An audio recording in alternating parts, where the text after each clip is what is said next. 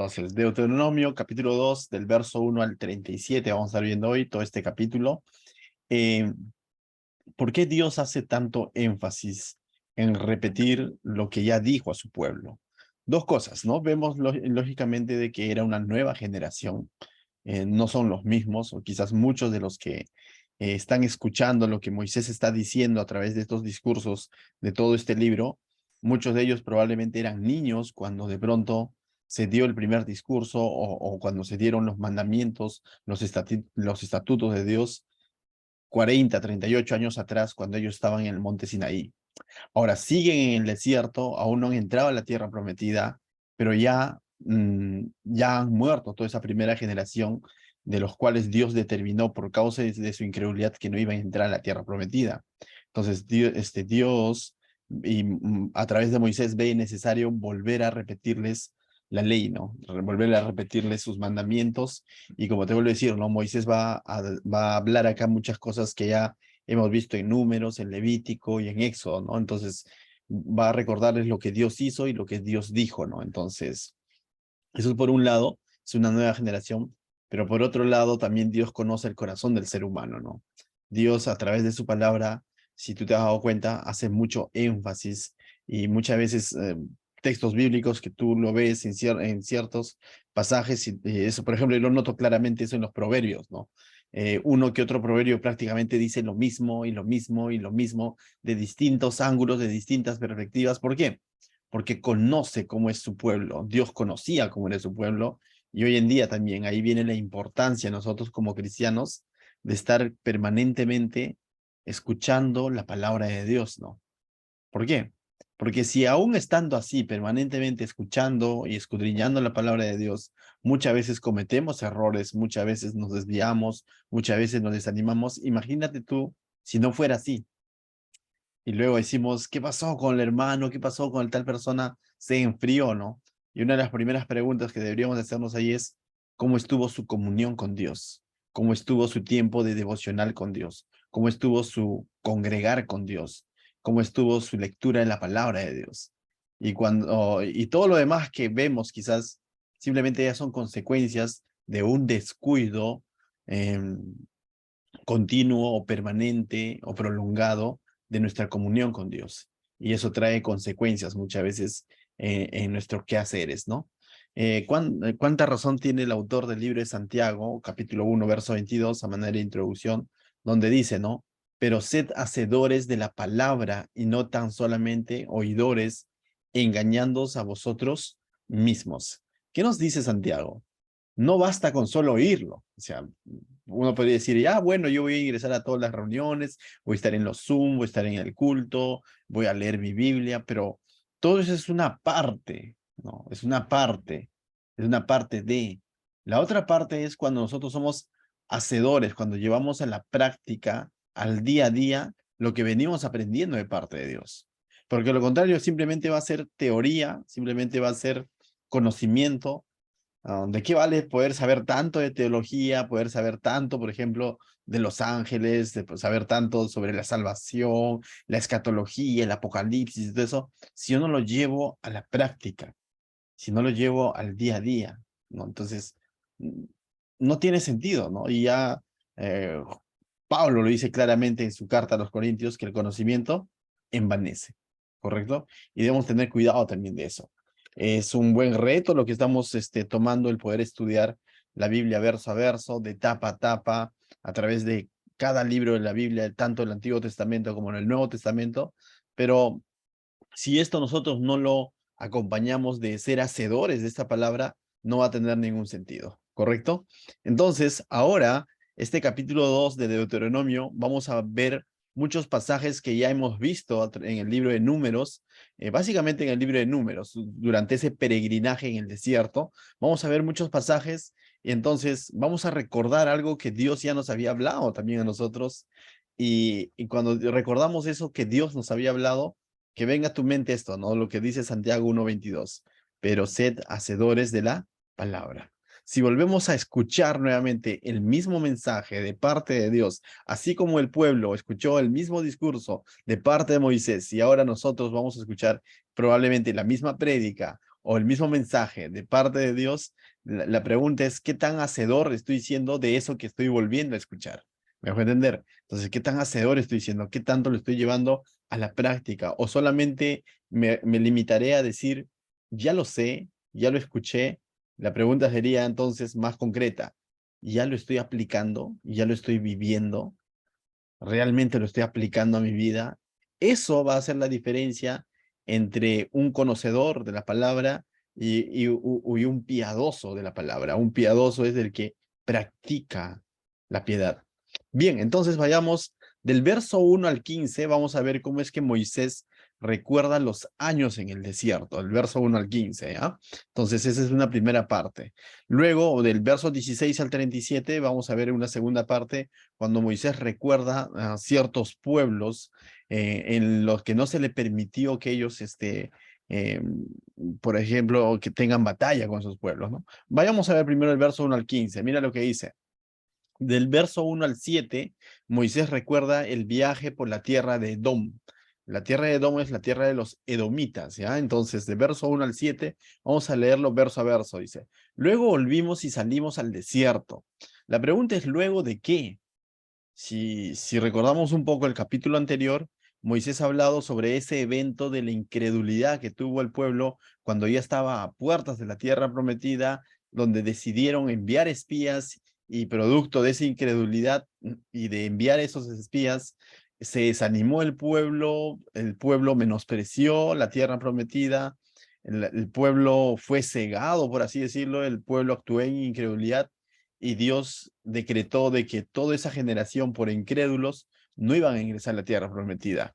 Sin embargo, vimos un aparente arrepentimiento del parte del pueblo, como que de pronto dijeron, ya, perdónanos, igual vamos a ir a batalla.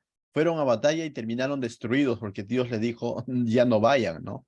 Y terminaron avergonzados, ¿no? Y después de ese evento, estuvieron dando vueltas y vueltas en el mismo lugar, vueltas y vueltas de un lugar a otro, pero en el desierto, ¿no? Es por eso que este capítulo 2 comienza diciendo, luego volvimos y salimos al desierto, camino del Mar Rojo, como Jehová me había dicho, y rodeamos el monte de Seir por mucho tiempo. Este mucho tiempo, más adelante va a decir cuánto tiempo fue, aproximadamente 38 años.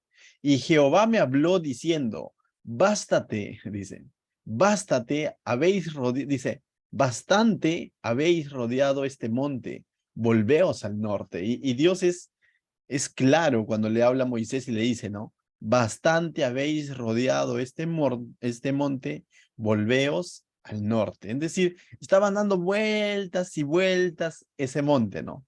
Por mucho tiempo, dice el verso 1 al finalizar. Por mucho tiempo, ¿no?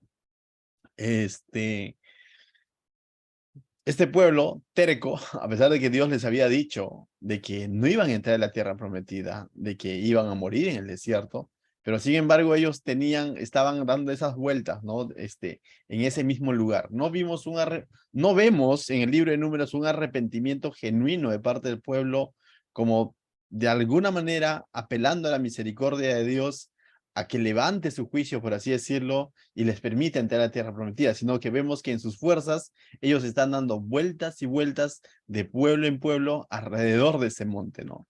Entonces viene una palabra de parte de Dios y la palabra de parte de Dios es clara. Le dice, bastante habéis rodeado este monte, volveos al norte. ¿De qué manera podemos aplicar hasta este momento estos principios a nuestra vida? Muchas veces, cuando nosotros ciertamente ya hemos sido librados del pecado, ciertamente ya somos salvos en Cristo, pero aún como cristianos muchas veces tenemos dificultades, ya sea en el trabajo, ya sea en el ámbito emocional, de relaciones, en la familia, y muchas veces ya hemos recibido una palabra clara de parte de Dios, pero sin embargo estamos dando vuelta en lo mismo. Y no estamos haciendo lo que Santiago 1:22 dice, ¿no? Que debemos de ser hacedores de la palabra. Muchas veces ya sabemos lo que debemos de hacer ante alguna circunstancia, pero muchas veces nos encontramos también dando vueltas en lo mismo. Y es en ese momento en el que Dios nos diría, sal de ese hoyo, ¿no? Deja de dar vueltas en lo mismo. Podría ser el mismo pecado, quizás, que constantemente o frecuentemente venimos cometiendo, ¿no? O el mismo desánimo, quizás, que siempre nos embarga. ¿Qué nos diría Dios? Ya deja de dar vueltas en lo mismo y cambia de dirección a lo que más adelante se le conoce como arrepentimiento, ¿no? Cambiar de dirección. Este pueblo, ¿por qué no lo hacía y por qué tanto tiempo estaba dando vuelta en lo mismo? Este pueblo era terco, ¿no? El libro de Hebreos dice que era por falta de fe, pero también el Éxodo 32:9 manifiesta que este pueblo era terco, duro de cerviz. Éxodo 32:9 dice, dijo más Jehová a Moisés, yo he visto a este pueblo, que por cierto es pueblo de dura cerviz. Eso significa, es un pueblo terco, orgulloso.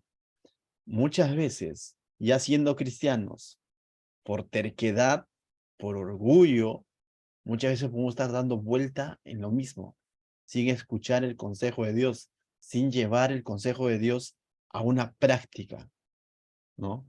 Al igual que este pueblo. Entonces, cuando veamos la historia de este pueblo, créeme, la palabra de Dios es viva y eficaz. No es solamente porque quiera enseñarnos historia, sino que Pablo muy bien lo dice, ¿no? En 1 Corintios capítulo 8, ¿no? O capítulo 9, cuando habla justamente de este pueblo, Pablo claramente dice que es como, lo ha puesto como ejemplo para nosotros no caer en lo mismo, ¿no? No pecar en lo mismo. Y nos dice que nos cuidemos de no ser como este pueblo, ¿no? Entonces, de este pueblo tenemos mucho que aprender. Cosas buenas, pero también cosas malas, ¿no? En este caso, Dios está diciendo, basta de dar vueltas en lo mismo. Verso 4 dice, y manda al pueblo diciendo, pasando vosotros por el territorio de vuestros hermanos, los hijos de Esaú, que habitan en Seir, ellos tendrán miedo de vosotros, mas vosotros guardaos mucho. No os metáis con ellos, porque no os daré de su tierra, ni aun lo que cubre la planta de un pie, porque yo he dado por heredad a Esaú el monte de Seir. Entonces aquí Dios les hace una advertencia. Primero menciona un pueblo dice, y manda al pueblo diciendo, pasando vosotros por el territorio de vuestros hermanos, los hijos de Esaú, que habitan en Seir, dice, ¿no? Entonces, este pueblo venían a ser los edomitas, ya más adelante lo va a decir, este pueblo venían a ser los edomitas, que eran prácticamente descendientes de Esaú. ¿Y quién es Esaú? Esaú es el hermano de Jacob, ¿no? A quien Jacob le robó la primogenitura, por así decirlo, o Esaú fue el que vendió su primogenitura, ¿no? Hijo de Isaac, ¿correcto? Entonces, viene a ser parientes de los descendientes ahora de Jacob, que viene a ser descendientes de Israel, ¿no? De estas tribus. Entonces, Dios les está diciendo algo claro, les está diciendo de que esas tierras de Esaú, donde se encontraba Esaú, estos descendientes de Esaú, esas tierras no se los ha entregado a ellos, sino que pasen de frente, que no pretendan conquistar estas tierras, ¿no? Entonces, a estos pueblos se les conocía como los edomitas, ¿ya? A estos descendientes se les conocía como los edomitas, ¿correcto? Entonces, la tierra de los edomitas se le fue prohibida a Israel. Tienen que entrar en batalla ni pretender tomar posesión de la tierra de los edomitas. Más adelante podemos encontrar a través de este linaje un hombre llamado que era edomita, ya en los tiempos de Jesús. ¿Sabes quién era ese hombre que era edomita? Era Herodes, justamente uno de los que pretende acabar con Jesús, que es de la genealogía de Israel, ¿no? O viene del pueblo de Israel, ¿no? Herodes, pero Herodes hizo tantas cosas porque quería de pronto recibir un reconocimiento de parte de los judíos o del pueblo de Israel, ¿no? Pero el pueblo de Israel lo detestaba porque le habían puesto como, por así decir, ¿no? Como gobernante a un edomita, ¿no? Entonces, un descendiente de Esaú. Entonces, ahí había una fricción, ¿correcto? Bien, el verso 6 dice, compraréis de ellos por dinero los alimentos y comeréis y también compraréis de ellos el agua y beberéis. O sea, le está diciendo, ¿no? Van a pasar por este pueblo, pero todo lo que ustedes vayan a consumir, tienen que pagarlo, ¿no? No se apropien de nada. Pues Jehová tu Dios te ha bendecido en toda obra de tus manos. Él sabe que andas por este gran desierto.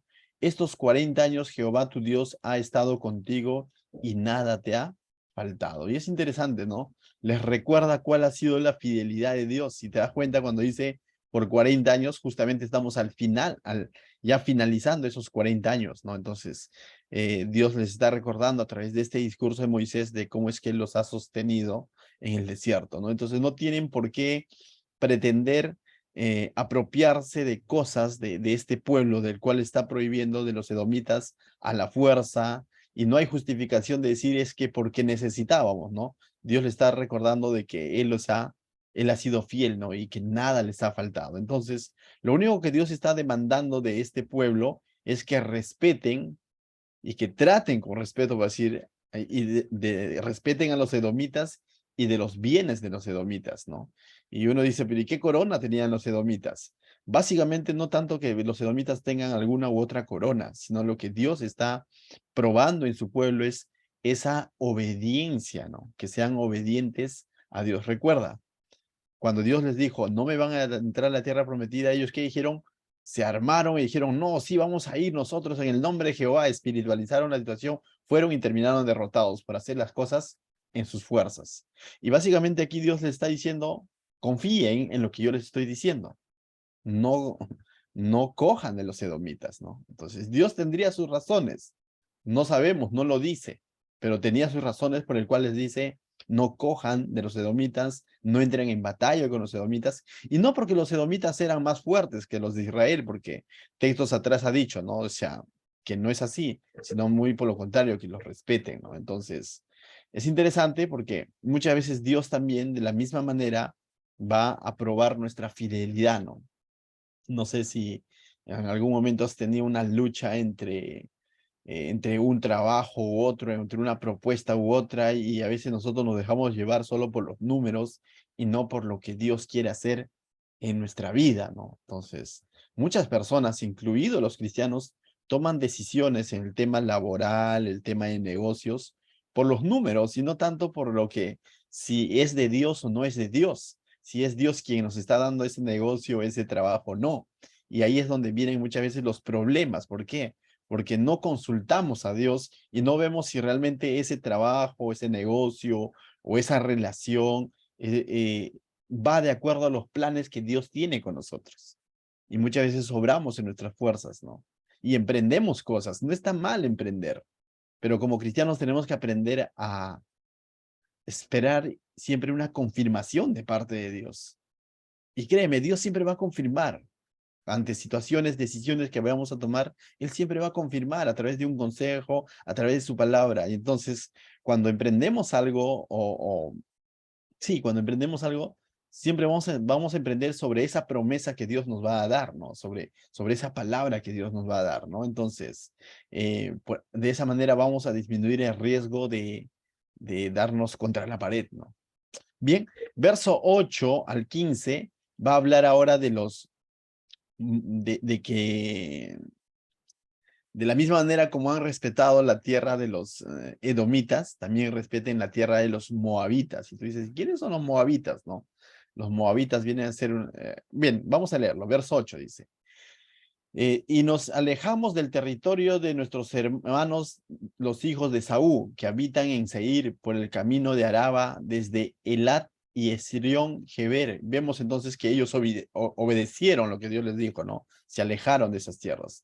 Y volvimos y tomamos el camino en el desierto de Moab, dice.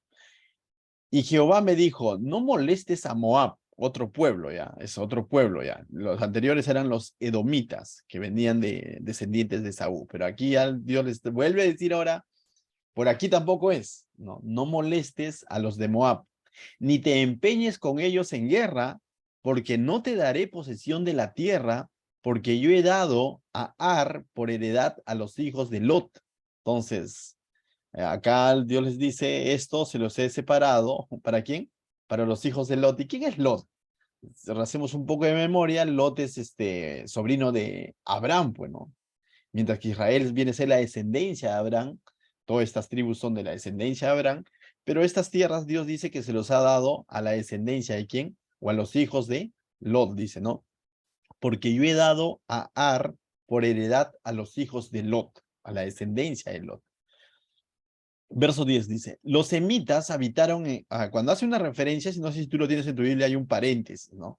Va a aclarar que esta tierra antes fue habitado por los emitas, ¿ya? Esta tierra de los moabitas, que ahora está siendo posicionada por la descendencia de Lot, antes dice ha sido habitada por ¿quién? Por los emitas. ¿Y quiénes eran los emitas? Dice, los semitas habitaron en ella antes, pueblo grande y numeroso, y alto como los hijos de Anac. O sea, esta palabra alto se refiere a altos en grandeza y en estatura, ¿no? Dice, por gigantes eran ellos temidos también, como los hijos de Anac, y los moabitas los llamaban emitas, ¿no? Entonces, los moabitas que ahora están viviendo en esta tierra que ha sido separada para la ascendencia de Lot, eh, anteriormente habían encontrado aquí a esos hombres gigantes, descendientes de Anac, ¿no? Pero Dios, vamos a ver que Dios se los había entregado incluso en sus manos, ¿no? Cómo es que Dios había vencido a estos gigantes, ¿correcto? Entonces, estos moabitas que están poblando este lugar, a los cuales Dios le está diciendo ahora a su pueblo Israel, diciendo, con ellos tampoco te metas. ¿Quiénes son? Son parientes lejanos también de Israel por el linaje de quién? De Lot, ¿no? Y Dios se los ha entregado a pesar de que estaba poblado por gigantes, ¿correcto? Entonces, al igual que los edomitas, Dios tampoco quiere que Israel molestara a los moabitas. Ambos vienen a ser parientes lejanos del pueblo de Israel. Uno por el lado de Saúl, ¿correcto? Hermano de Jacob o Israel, y otro como sobrino de Abraham, ¿no? El patriarca. Verso 12. Y en Seir habitaron ante los Oreos, ¿no? A los cuales echaron los hijos de Saúl. Mira, aquí hace manifestación también de que estas tierras que ahora estaban poblando los hijos de Saúl también no es que ellos lo encontraron vacía, sino que estaba habitado también anteriormente por los Orios, ¿no? Dices, y los arrojaron de su presencia y habitaron en lugar de ellos, como hizo Israel en la tierra que les dio Jehová por posesión. Entonces es interesante cómo hace esta aclaración. ¿Por qué? Porque cada una de estas tierras, tanto los que van a posesionarse, los descendientes de Saúl, que vienen a ser los edomitas, también los descendientes de Lot, que vienen a ser los moabitas, antes estaba habitado por otros, pero vemos de que Dios les había entregado estas tierras. Y como Dios les había entregado estas tierras, ahora le está diciendo al pueblo de Israel, no te metas con ellos, ¿no?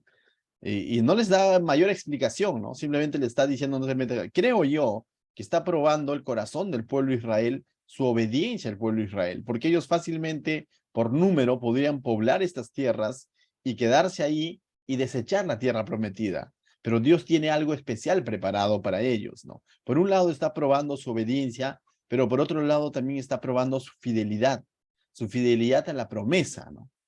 No sé si te ha pasado, ¿no? El Señor muchas veces nos puede prometer cosas o mostrar cosas en la familia, en el ministerio, pero muchas veces nosotros llegan ciertas propuestas a nuestra vida y nosotros dijimos como que queremos espiritualizar y nos conformamos con eso y decimos, ya lo tomo esto y nos olvidamos de lo que de pronto hemos emprendido en el Señor, ¿no? Y nos quedamos con esa mm, disque bendición, pero que al final de cuentas nos ha desviado de lo que Dios realmente nos ha querido dar, ¿no? Eso ocurre también mucho en las relaciones interpersonales como de pareja, ¿no? Una cosa es esperar en el Señor esa ayuda idónea, sea varón o mujer, ¿no? Esperar en el Señor a esa media naranja, y otra cosa es nosotros adelantarnos en nuestras fuerzas, mejor entender. Y créeme, ¿no?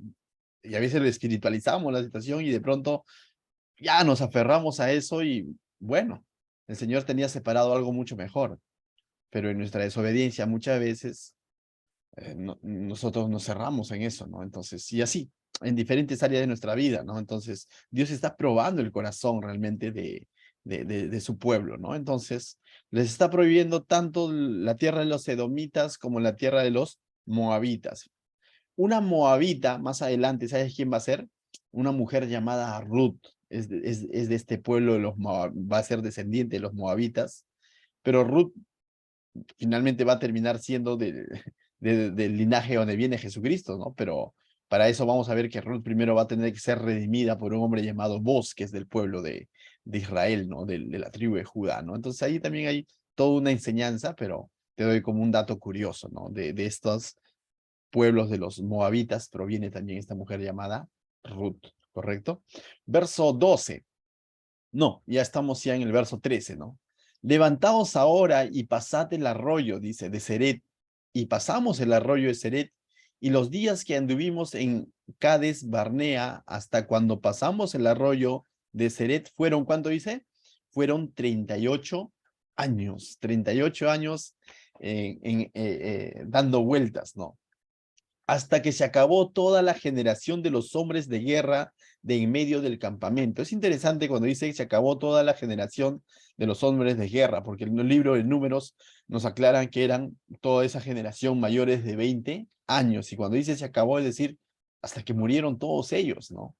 Dice, hasta que se acabó toda la generación de los hombres de guerra de en medio del campamento, como Jehová había jurado. Finalmente vemos que se cumple lo que Dios había determinado para con ese pueblo incrédulo, ¿no? Verso 15. Y también la mano de Jehová vino sobre ellos para destruirlos de en medio del campamento hasta acabarlos, ¿no? Finalmente vemos de que no necesariamente fue muerte natural, sino que Dios trajo juicio a toda esta generación cumplidos estos 40 años, ¿no? Entonces, o 38 años contando desde el monte Sinaí, contando desde la salida de Egipto, vendrían a ser 40 años, ¿no? Entonces, estos breves versículos prácticamente resumen, ¿no? Cómo es que fue el peregrinaje, cuánto tiempo demoró ese peregrinaje en el desierto, ¿no? Dice que fueron 38 años, 38 años perdidos en realidad, porque si ellos no hubiesen respondido en incredulidad, ese peregrinaje hubiese demorado, dicen muchos entendidos, no más de 2 semanas, ¿no? Es decir, es más, la vez pasada leíamos de que, si no me equivoco, 11 jornadas, no más, o sea, de caminata para llegar, ¿no? Entonces, aproximadamente 2 semanas de caminata para llegar, pero ellos han estado, ¿cuánto tiempo? 38 años, ¿no? Ahora, cuando hablamos de que 38 años primero, 38 años perdidos de su vida, muchos de ellos perdieron su vida literalmente, 38 años de no gozar de la tierra prometida. Y ahora, nosotros decimos, esto tiene un paralelismo con el cristiano, sí, en el sentido de que así como el pueblo de Israel fue libertado de Egipto, ellos eran libres de Egipto, y Egipto ya no estaba sobre ellos, pero tenían una promesa en la tierra prometida, y muchas veces se ha creído que en este paralelismo, que la tierra prometida es todavía el cielo y que mientras tanto nosotros estamos en un desierto. No necesariamente es así, o sea, la tierra prometida es un sinónimo de una vida plena en Cristo en realidad. Desde ya nosotros podemos vivir esa vida plena en Cristo siempre y cuando cultivemos esa comunión firme con el Señor, siempre y cuando nos dejemos pastorear por el Señor a través de su Santo Espíritu y de su palabra. De lo contrario, a pesar de que podemos haber sido salvados del pecado, del yugo del pecado, podemos tener vidas mediocres en el sentido espiritual, en el sentido de santidad, por así decirlo, ¿no? O en el sentido de santificación, porque podemos estar dando vueltas en lo mismo, ¿no? Pablo es claro cuando habla de maduros en la fe y débiles en la fe, ¿no? El libro de Hebreos también es claro cuando habla de que habiendo ser ya dice maestros y todavía estamos como bebés espirituales, ¿no? Es similar a estar dando vueltas en lo mismo. Podemos ser ya cristianos que quizás tenemos 5, 10 años, 15 años, pero seguimos todavía dando vueltas en el mismo pecado, en la misma dejadez, en las mismas dificultades, en los mismos problemas, y es como haber sido salvados de la esclavitud del pecado, pero estamos en ese desierto dando vueltas y vueltas. Pero también conocemos de vidas, de personas piadosas que de pronto viven una vida plena en Cristo, ¿no? Y un ejemplo tenemos en Pablo, donde no necesariamente le iba, exteriormente le iba bien, sino que él encontró esa vida plena en Cristo, aprendió a vivir en medio de la necesidad y en medio de la abundancia, en medio de la escasez, en medio del hambre y también en medio de la provisión, ¿no? Entonces, básicamente, esta tierra prometida para el pueblo de Israel era tener una vida conforme como Dios les ha prometido, ¿no? Con toda la provisión de donde fluye leche y miel, y para nosotros de la misma manera.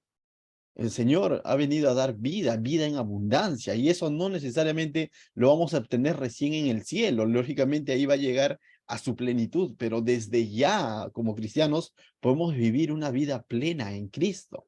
Pero muchas veces podemos estar como este pueblo a causa de nuestra terquedad, a causa de nuestra necedad, a causa de nuestro orgullo, a causa de nuestra incredulidad, poder estar dando vueltas en lo mismo y no avanzamos en las cosas del Señor, ministerialmente, personalmente, familiarmente. Entonces, estos pasajes deberían ayudarnos a hacernos un autoanálisis, cómo va nuestro crecimiento en las cosas del Señor, ¿no? Cómo va nuestra comunión con el Señor. Y yo siempre digo, ¿no? Échale una mirada a 5 meses atrás, cómo estaba tu comunión con el Señor, ¿no? Y evalúa si hoy está mucho mejor que esos 5 meses atrás, o quizás ha retrocedido, ¿no? O quizás sigue igual, o sea, pero somos llamados a ir creciendo en las cosas del Señor, a ir creciendo, dice, conforme a la cabeza que es Cristo. Entonces, una buena llamada de atención en este pasaje, en lo personal, yo lo tomo así, ¿no? De donde, mm, ¿qué está haciendo en mi vida ya como cristiano? Ellos, 38 años ya libres, o 40 años ya libres del yugo egipcio, pero dando vueltas en lo mismo, y se les fue la vida. Nosotros, ¿cuántos años tenemos ya de haber conocido a Cristo? ¿Estamos avanzando en las cosas del Señor, o se nos está yendo la vida? Y eso es algo de que debemos de meditar cada uno de nosotros. Bien, del verso 16 al 37, vamos a ver cómo es que Moisés va a recordar algunas naciones que él va a encontrar en su camino a Canaán, ¿no? Entonces, mira lo que dice el verso 16 al 23. Dice, va a hablar ahora de los amonitas. Hemos hablado de los, no confundas, edomitas, descendientes de Saúl, moabitas, descendientes de Lot, y ahora va a hablar de los amonitas, ¿no? ¿Y quiénes son los amonitas? Ven. Dice, aconteció que después que murieron todos los hombres de guerra de entre el pueblo, Jehová me habló diciendo, tú pasarás hoy el territorio de Moab a Ar, o sea, vas a pasar por el territorio de los moabitas, ¿no? Pero ya no sabemos bajo qué condiciones, ¿no? Sin hacer daño, ¿no? Sin tomar posesión de nada. Entonces, y cuando te acerques a los hijos de Amón, no los molestes ni contiendas con ellos, porque no te lo daré, dice, posesión en la tierra de los hijos de Amón. Está hablando aquí de los amonitas, ¿no? Dice, pues a los hijos de Lot les dice, la he dado por heredad. También este pueblo de los amonitas se lo había separado, ¿para quién? Para los hijos de Lot, ¿no? Verso 20.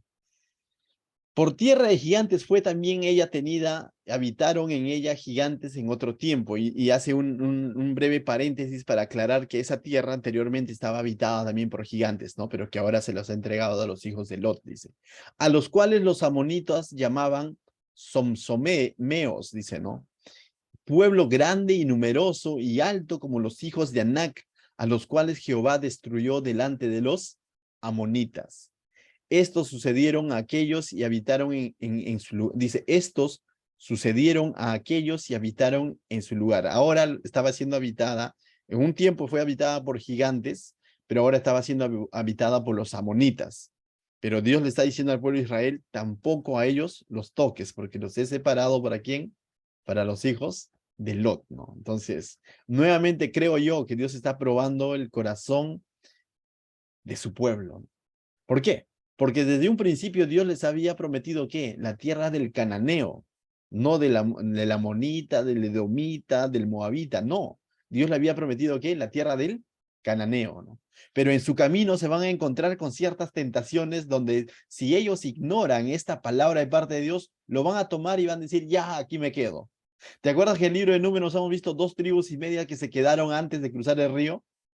¿No? O sea, que no escucharon prácticamente lo que aquí está anticipando Moisés, ¿no? De parte de Dios. Y se quedaron antes de cruzar el río, dijeron, acá nos quedamos porque acá hay pasto para nuestro ganado, y se quedaron. Y decíamos, ¿no? No llegaron realmente a lo que Dios había determinado o prometido darles, ¿no? Y muchas veces te decía, muchas veces nosotros tomamos ese tipo de decisiones donde a nuestra vista puede ser el lugar ideal, la carrera ideal, el negocio ideal, pero nos perdemos quizás una bendición mayor que Dios está queriendo hacer llegar a nuestra vida, porque simplemente nos adelantamos y no queremos seguir confiando más en el Señor, ¿no? Y nos acomodamos fácilmente ante ciertas circunstancias y debemos de tener cuidado de eso. Verso 22 dice, como hizo Jehová con los hijos de Saúl que habitaban en Seir, delante de los cuales destruyó a los Oreos, dice, ¿no? Esos gigantes, ¿no? Y ellos sucedieron a estos y habitaron en lugar hasta hoy, ¿no? Y a los Abeos que habitaban en las aldeas hasta Gaza, y los Caftoreos que salieron de Caftor, y los destruyeron y habitaron en el lugar, ¿no? Entonces, básicamente menciona cómo es que Dios ha entregado cada uno de estos pueblos, tanto a los hijos de Saúl como a los hijos de o los descendientes de Lot, ¿no? Entonces, verso 24 al 37, Moisés va a recordar cómo es que ellos conquistaron un pueblo en el que Dios sí les va a decir, a este pueblo sí, se los entrego. Y ese pueblo, ¿sabe quién es? ¿Qué pueblo es? Los amorreos. Ahí sí Dios les va a decir, vayan a la batalla y se los entrego en sus manos. Nos ha mencionado 3 pueblos de donde Dios les ha dicho, no los toquen. Yo se los he separado, se les he despojado a los gigantes y todo eso, pero eso es para los edomitas, descendientes de Saúl, y es para los moabitas, descendientes de Lot, ¿no? Pero los amorreos, eso sí, es para ustedes, por así decirlo, ¿no? Pasen por ahí. Mira lo que dice el verso 24. Levantaos, salid y pasad el arroyo del Arnón, dice, he aquí, he entregado en tu mano a Sehón, rey de Hesbón, amorreo, y a su tierra. Comienza a tomar posesión de ella y entra en la guerra con él. Entonces aquí sí viene una orden de parte de Dios a esta nueva generación. ¿Para qué?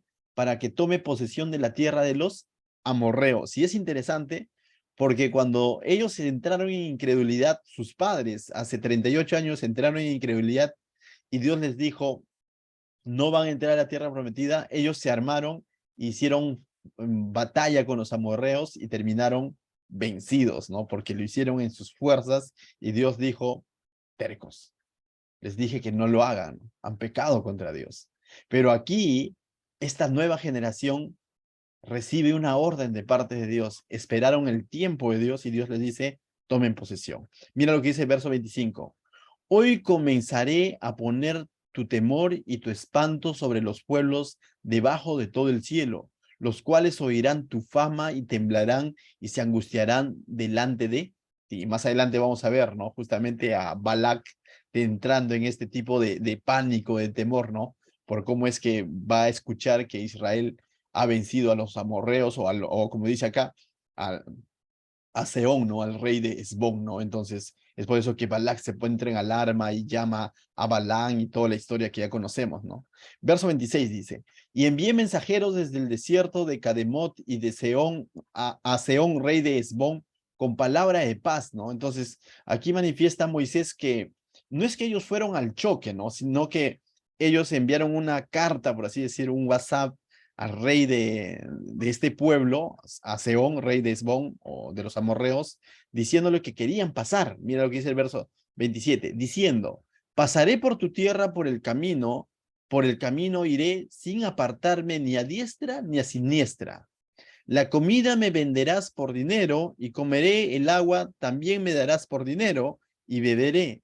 Solamente pasaré a pie, como lo hicieron conmigo los hijos de Saúl, es decir, los edomitas, ¿no? Así como ellos habían pasado por la tierra de los edomitas sin tocar nada porque Dios les había prohibido, dice, como dice conmigo lo hizo los hijos de Saúl, dice que habitaban en Seir, y los moabitas que habitaban en Ar, ¿no? O sea, y así como los moabitas también los han dejado pasar, dice, hasta que cruce el Jordán a la tierra que nos da Jehová nuestro Dios. O sea, la intención era pasar a Canaán, cruzar el Jordán, ¿no? Si ellos lo están poniendo como ejemplo, los edomitas nos han dejado pasar, los moabitas nos han dejado pasar. Claro, Dios les había dicho que con ellos no toquen nada, ¿no? Pero les han dejado pasar, no les han hecho guerra.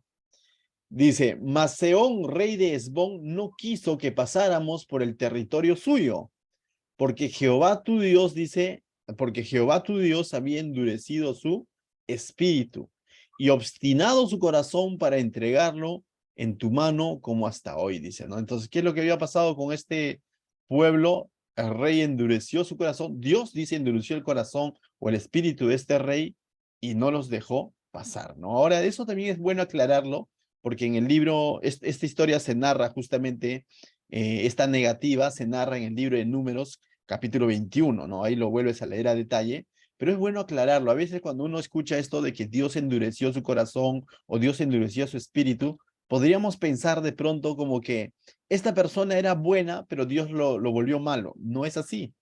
Cuando la Biblia hace referencia a que Dios endurece el espíritu, tal como lo hizo también con el faraón para con Moisés y su pueblo, es cuando Dios, de alguna manera, primero, cuando analizamos bien el texto, es que el faraón endurece su corazón, es que el faraón niega o no reconoce a Dios. Y cuando dice la Biblia que Dios endureció su corazón, es de que Dios permitió que ese corazón sigue endurecido. Es cuando Dios deja que esa persona actúe a sus anchas. Pero endurecer el corazón no es que de pronto el ser humano está queriendo buscar de Dios y Dios lo endurece y dice, no, no, no, tú aborréceme. No es así, sino que es cuando una persona está aborreciendo abiertamente a Dios y Dios en su soberanía endurece ese corazón, es decir, lo deja en ese estado de aborrecimiento hacia Él, ¿no?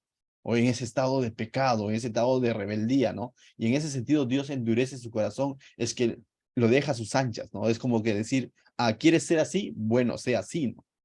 En ese sentido, el endurecimiento que Dios trae al corazón. Pero no vamos a ver ningún pasaje de la Biblia donde veamos un ser humano queriendo hacer lo bueno y de pronto Dios lo convierte para que haga lo malo. No vemos eso. Dios no cambió el corazón de Seón de bueno a malo. Seón de por sí tenía un corazón malo, obstinado, y eso lo vemos también en el libro de Números 21, donde la negativa partió de él, ¿no? Entonces, Dios endurece solamente ya esa malicia que tiene esa persona, ¿no? Entonces, continuamos, verso 31. Y me dijo Jehová, he aquí yo he comenzado a entregar delante de ti a Seón y a su tierra, de los amorreos, ¿no?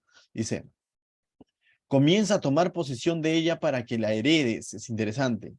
Y nos salió Seón al encuentro, él y todo su pueblo para pelear en, dice en Jaza, ¿no? Mas Jehová nuestro Dios lo entregó delante de nosotros y lo derrotamos a él y a sus hijos y a todo su pueblo.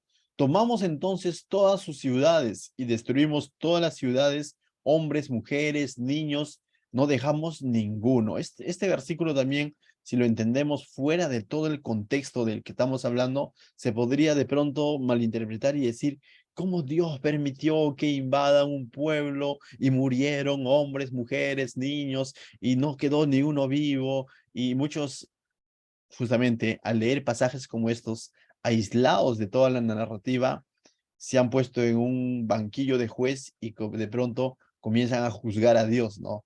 Y de pronto dicen, no es que Él es un Dios bueno, pero cuando vemos a la luz de toda la narrativa, estos pueblos de los amorreos ya ha sido anticipada, de los cananeos también, y ha sido anticipado cuando Dios habló a 400 años atrás a Abraham, ¿no? Le dijo que su pueblo, su descendencia, iba a estar 400 años esclavo en Egipto, pero que después irían a tomar posesión de todas estas tierras. ¿Por qué? Cuando la maldad del amorreo llegue a su tope. Entonces vemos una figura en la que Dios está usando a su pueblo Israel para traer juicio ante estos pueblos paganos, idólatras, de los cuales en el libro de Levítico los anticipa que no se unan con ellos, y en ese sentido es que ellos tienen que acabar con todo, porque estaba impregnado en esta sociedad la inmoralidad, la idolatría, ¿no? Entonces, Dios lo que hace es traer juicio a estos pueblos, como trajo juicio a Sodoma y Gomorra. Como también más adelante va a traer juicio a su propio pueblo, cuando el propio pueblo de Israel, a través de diversos reyes, comienzan a ser adúlteros con Dios en el sentido espiritual, en el sentido de idolatría, y comienzan a adorar a otros falsos dioses. Dios va a usar un imperio, el imperio de Babilonia, para poder traer, y también al imperio asirio, para traer juicio a su propio pueblo. ¿Me dejo entender? Y en su soberanía Dios hace todo esto, pero en ningún momento Dios está siendo un Dios injusto. Dios ha permitido y ha esperado 400 años y estos pueblos no se han arrepentido y no han reconocido a Dios. Y eso es lo que debemos de ver para poder entender estos pasajes. Verso 35 dice, solamente tomarán para nosotros, dice, no, solamente tomamos para nosotros los ganados y los despojos de las ciudades que habíamos tomado. Desde Aroer, que está junto a la ribera del arroyo de Arnón, y dice, y la ciudad que está en el valle hasta Galat, dice, no hubo ciudad que escapase de nosotros. Toda la entrega, dice, todas la entregó Jehová nuestro Dios en nuestro poder. Entonces, claramente que esta victoria no vino por la fuerza que tenía el pueblo, sino porque Dios es el que se los entregó en sus manos. Es interesante ver cómo es que la primera generación, cuando quiso hacer las cosas a su manera, no pudo derrotar estos pueblos y tuvo que vagar 38 años dar vueltas en lo mismo. Pero vemos esta nueva generación obedeciendo a Dios en fe y cómo ves que Dios se los entrega en unos cuantos días, por así decirlo, estas tierras, ¿no? Y les da la victoria, ¿no? Entonces, ¿cuál es la diferencia entre la primera generación y esta segunda generación?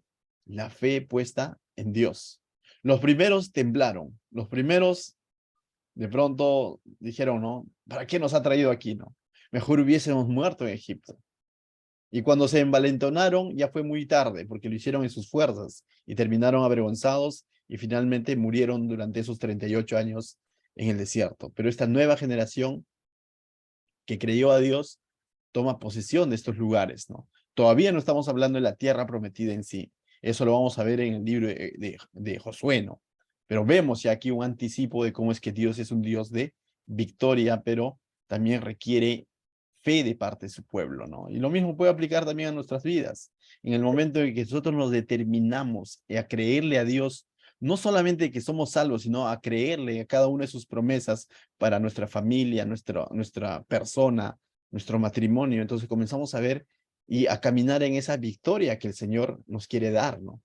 Pero si de pronto actuamos en necedad, en terquedad, en orgullo y damos vueltas en lo mismo, vamos a estar más de 38 años sin tener esa vida plena en Cristo, ¿no? Verso 37 dice, solamente a la tierra de los hijos de Amón no llegamos, ni a todo el que está a la orilla del arroyo de Jacob, ni a las ciudades del monte, ni al lugar, ni a lugar alguno que Jehová nuestro Dios había prohibido, ¿no? Entonces aquí vemos una obediencia clara, ¿no? O sea, no invadieron esos pueblos que Dios les había dicho que no, con ellos no se metan, o sea, y fueron claros, ¿no? Entonces no tuvieron esa ambición de querer coger más, simplemente cogieron lo que Dios les había entregado, ¿no? Entonces, eso es claro. Entonces, a manera de conclusión, terminando este capítulo, ¿no? Si nos hacemos una pregunta, ¿por qué el pueblo tuvo que esperar 38 años para recién poder ver, ¿no? Este obrar de Dios a través de su pueblo, estas victorias que Dios les iba a dar como anticipo a la victoria que iban a tener en Jericó y ante todos los cananeos? ¿Por qué tuvo que demorar tanto este peregrinaje, ¿no? La respuesta está en el libro de Hebreos, ¿no? El libro de Hebreos 3:19 dice, y vemos que no pudieron entrar a causa de su incredulidad. Pablo también enseña en la carta a los Corintios que a causa de su incredulidad, Dios no les permitió entrar a la tierra prometida. La misma pregunta ahora hagámoslo por nosotros, ¿no? Hacia nosotros. ¿Por qué tenemos que estar peregrinando en algunas áreas de nuestra vida tanto tiempo, ¿no? Y la respuesta sería lo mismo, ¿no? Muchas veces a causa de nuestra incredulidad, ¿no? Porque de pronto no le creemos a Dios y muy por lo contrario, actuamos en necedad, nos obstinamos con algo y queremos hacer a veces las cosas a nuestra manera y nos olvidamos del consejo de Dios. ¿Te acuerdas del primer versículo que les mencioné al iniciar este estudio que está en Santiago? Porque muchas veces podemos tener todo el contenido, muchas cosas que el Señor nos pudo haber enseñado a través del estudio de Génesis, Éxodo, Levítico, Número, Nuevo Testamento, Romanos y distintos libros. Y hay cosas que nosotros ya sabemos teóricamente, pero muchas veces nos podemos encontrar en ese mismo lugar, dando vueltas en ese mismo lugar, sin un avance, porque simplemente a causa de nuestra necedad, ¿no? O a causa de nuestra incredulidad, porque intelectualmente quizás lo creemos o lo entendemos, pero no es un creer que nos lleva a la obediencia. Entonces ese es un autoanálisis que debemos de hacernos cada uno de nosotros a manera de aplicación, ¿no? ¿Cómo está mi obediencia al Señor? ¿Cómo está mi fe para con su palabra? Todo lo que venimos aprendiendo, plasmémoslo en una obediencia, ¿no? Y eso es lo que hace de alguna manera la diferencia entre un cristiano maduro y un cristiano inmaduro, entre un cristiano espiritual y un cristiano carnal, ¿no? Básicamente es la obediencia a su palabra, ¿no? El dejarse y el someterse a la guía de su Espíritu Santo. ¿Qué tal si oramos? Amado Dios, te doy gracias, Señor, esta noche por tu palabra.